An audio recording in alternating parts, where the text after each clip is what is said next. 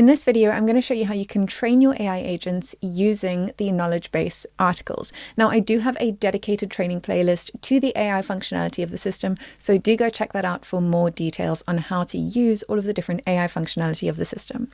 So let's go ahead and train our AI agent. So what we're going to do is navigate over here to AI on the left-hand side.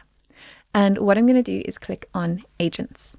Now you'll see I have this agent already in the system, so I'm going to click into this agent. And the first thing I want to make sure of is that he is available on my website. So I'm going to select my website and I'm going to hit save.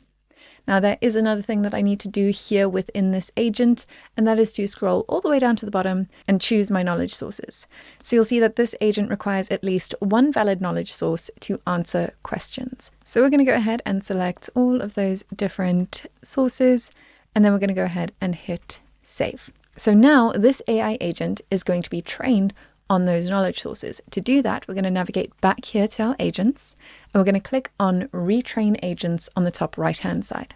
Once your AI agent has been trained and you've made sure that it is available on your website, you will notice that this little sparkly AI icon is available on the bottom right-hand side of your website. So for example, if I come here to my website, this AI icon would be functional for your users. This one here in the web page builder is the system AI, so you can't test your AI here. You would want to test the live version of your website to make sure that your AI is working correctly. But that is how you can train your AI agents using the information in your knowledge base.